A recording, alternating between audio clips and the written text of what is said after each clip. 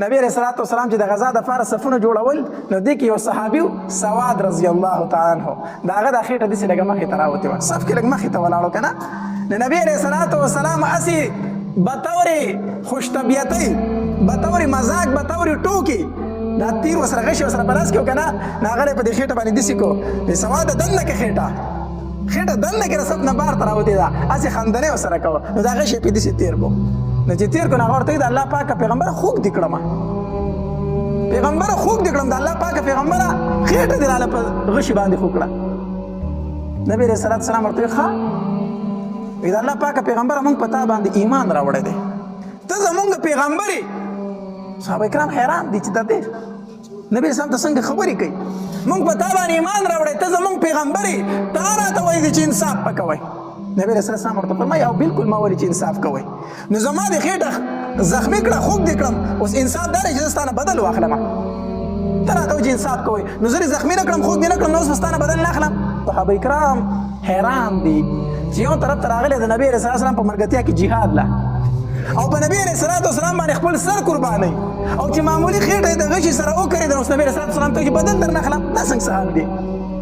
یو طرف ته جهاد لراغلی په نبی رسول الله سر قرباني او بل طرف ته د غشي سره معمولی خېټه ولګي د نبی رسول الله ته دا بدل بدر نه اخلم صحابه کرام ولاړ دي خو نبی رسول الله صحابه کرام ته فرمایي خاموش سبنه وایي بالکل خېټه زخمی شوی ما ته تکلیف رسولې ته د حق دا جوړیږي چې ما ته شان تکلیف را ورسي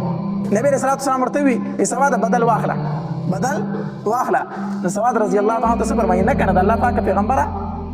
بدل دي نشه اغستو وی څنګه وی تا چې زما په خېټه باندې غش راکاګو زما خو په خېټه باندې کمیس نو صادر پینو زما په خېټه باندې کپړه نه و ستا په خېټه باندې خو کپړه ده نو زه څنګه بدل واخلم نو به خېټه ښکارا کا چې زه درنه بدل واخلم صحابه کرام حیران دي دا څنګه صحابي دي نبی رسول الله د خېټه مبارک نه داسې صادر لري کو به هون سواد بدل واخله سواد رضی الله عنه چې د نبی رسول الله خېټه مبارک څنګه اولید کنه او رامن ډکړې واد خط پوري او په جړا شو ورته او داسې د خېټه مبارکه ول خپل کړه وی د الله پاک پیغمبره دا می ارمانو چې دې سره شونډې ولګوم کې دې شي دا می تاسو سره اخیری ملاقات دي جنگ شروع کېږي د الله پاک پیغمبره کې دې شي دا می سره اخیری ملاقات دي بدل می درنه نه غستو خدا می خو خبره چې تما د خېټه مبارکه ښکارې کوي په شونډې ولګوم بدل می نه غستو داسې عجیبه غونته واقعه به دا ځکه مخې لراله نبی علیہ الصلوۃ والسلام صفونه برابر کړو او نبی علیہ السلام بچ کله د منصب برابر او یا د جهاد سب برابر او نبی علیہ السلام په فرمایل وی صفونه داسې سیده ساتي لکه څنګه چې د فرشتو صفونه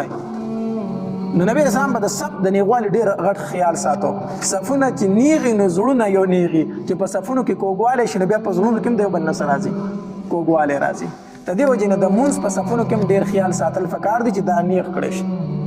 هغه مونږ د جنازې دی کو هغه عام مونږ دی